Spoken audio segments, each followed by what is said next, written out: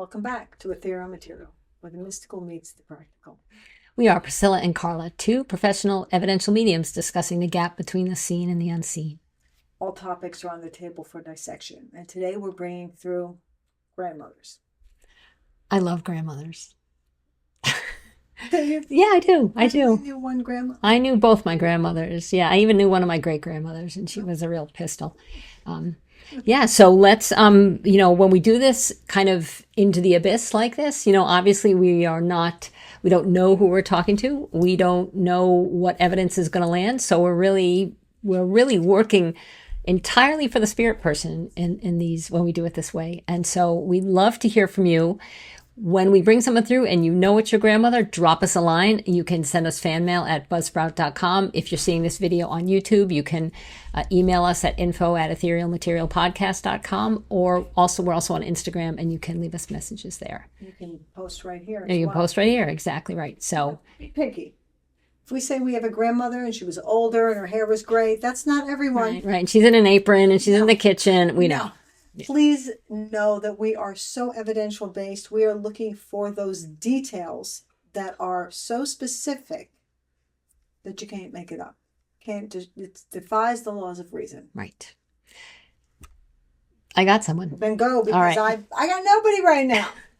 So I'm aware of a grandmother in the spirit world, and she is she went to work, and she went to work because her husband was away. I don't think I'm talking about he was away in the war, but I do feel like he had military deployments. I'm not getting the sense that he was in danger in combat, but I know that he was away from the home, and she was home with small children. And so she went to work. She's showing me like a factory work, and I feel like there's something with clocks or something like this. So I know that it was manufacturing. So she's not a secretary. She's on the line somewhere. And she shows me a jumpsuit. So there was a jumpsuit that she wore, had to tie her hair back. And she's showing me Rosie the Riveter, but I know she's just showing me this kind of as the outfit, and that she was kind of doing what had been a man's job, while the country and most of the men in the United States were away fighting. And I know that she was a feminist before her time, because when she stopped working, when she was told to stop working, she lived a life of great frustration after that. And I know that she was very active when it came to voting. I know that it was important for her to, once her children were older, she wanted to go back out in the world and work. And in this instance, she shows me doing something more secretarial, more traditionally, available to women back in her day. And she shows me that working for her was something that was really, and it might have been a post office. I almost feel like this was a civil service job she had when she went back to work when the children were grown. But once she got the bug to work and earn money, she knew that for her, there was going to be more satisfaction to be had than just being a stay-at-home mom. I feel from her that she had a cancer of the breast. She puts her hand here, and I know that she would have survived for a while with this afterwards, but succumbed to it within a few years after the first treatment. Maybe she's in her 70s. She's not elderly when she passes away. And I want to say a name like Adele or Adeline, a very old-fashioned name. Again, not surprising. This is an old-fashioned kind of time period. But I feel that she was someone that the younger generations of women really looked up to. And there is probably a name that is a middle name that's Adele or Adeline that's in your generation or for you to honor her, because she just was a wonderful lady. So I want to just give the message that goes along with her, because she's bringing this specifically about work, and she wants you to know that if you don't stop, this is very specific. Stop listening to those people who say that your reach exceeds your grasp. She says, reach, reach, reach. And I'll leave you with her love and blessings. What a great lady. Very good. Yeah. I will tell you, I don't double link, which means connect to the person someone's connecting to. Mm-hmm. That's the first time in the history of my career I had to fight that off. Really? I never double link. Oh. So now I know I fought it off, and I'm a little bit thrown because I don't do that. That's weird. I actually tried to shut it down. I was breathing, whatever. So maybe we'll have to talk about that. We'll have to talk about that, because that might be kind of fun. All right, now I'm distracted here, so hold on. Okay, so we're going to narrow this down with everything I say that comes out too general. This person did not go by the name Grandma. I think she actually went by Granny, not Grammy. It's Granny. The only other time she went by anything else, it was grandmother in the proper sense, and I believe somebody did call her grandmother, like the full Monty. Give me a second because that other lady She's still here. freaked out.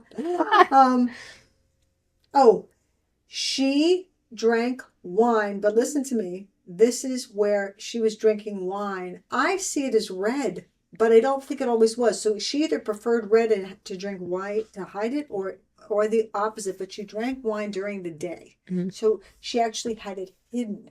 So I actually watch it in a glass, but I feel at one point she might have pretended it was a juice, but also she was kind of sneaking it on the side, Mhm. and not so much a ton at once, but a consistent amount that had to feed her. So she was addicted to it. There's no doubt, and she just ran her life like that for decades. She had a love for a smaller dog, and the dog to me is gray or gray mixed with a little bit of white. You can throw in a little brown, but overall there's a gray white air to it, and that was like her pal, her sidekick that followed her around. Although I'm not sure she gave a ton of emotion to it, physically, but mentally she gave a lot of emotion to it. I continuously hear the name Richard, which I can confuse with Robert, Roger, Rick, a name like that. And she's showing me somebody throwing what look like peas or small green things up and for the dog to get. I mean, I can confuse that with a green ball, a small ball, but these look like peas or lima beans, and the dog would almost eat them. Hmm. It's important for her. Hold on. She says it's important for her to get across that she's with the dog, and I'm not sure why. Maybe the dog died later. I don't know. That's actually my own left brain getting in. But there's a reason why she has to tell you she's with this dog. Maybe you have a dog like it. I don't know. I hear Roger, Robert, Ronald again, Richard. It's again. I want to see what her message is. So I'm still distracted by Rosie the Riveter over there. She also worked hard. She said I was not a bad lady. Even though I drank, I tried to keep it consistent but minimal. So those that were suspicious, they could smell it on me, but I was not a bad person. And she says to me, Carla, I just needed to do it. She Hmm. said there was no help for me. So her message is for people today, there actually is help. And the alcohol did take a toll on her system, although I don't believe that's what took her life. But there's someone right now or who's been battling on and off a similar situation, and her point is you can get help where I couldn't. Hmm. So I'll leave that with you. Oh. What do you think about Rosie? You want to see if you can. I tried really hard to push Rosie out of Well, way. why don't you invite her back in? See what happens. That's funny because I saw Rosie the Riveter before you even said it, but that just may be that image. I heard Lois or Louise or Okay. Louisa connected to that when you said it. You're a little bit more on spot on with names. I'm not so I mean, I love the name clairaudient. thing. Yeah. Um, While Carla's tuning in, I'll just explain what a double link is. It's when both mediums are aware of the same spirit person. So we can kind of talk. I'll say something that I see about her. Carla can, because Carla's aware of the same person, can say other things about it. And unless it doesn't often happen, and something that you have to seek out, I found. So it is interesting that it the happened kind of first. So you're spontaneously seeing me today. like my first, as if I haven't done this for 15 years. This is actually my beginning to double link. I've done a few things, but it's not Yeah. what I do. Um, she talks about leukemia, lymphoma, multiple myeloma. There's something connected to her blood from working on that, in that area. Mm. And if I'm confusing this, I don't think I am. If I am, it's that she's referencing somebody here who has either recently passed from one of those blood toxicities or is going through it right now. Mm. And she's giving sympathy for that because she had something similar. I don't think it's exactly the same thing, but it's in the family of Mm. this, of exposure to something. And again, she prefaces, I did not die from that. Mm. So even if she had it, she didn't die from it. But the person here is going through something, and she not just sends her love and blessings, and I mean not just, she's actually supporting and trying to help those around. Yeah. Yeah. she's still little bit lingering around with me too. And I know that she took initiative. She was not a wallflower. She was not a passive lady. If there was something that she wanted to do, and I'm getting the sense from her that, that may not have been a part of her nature that had the full expression until she went to work.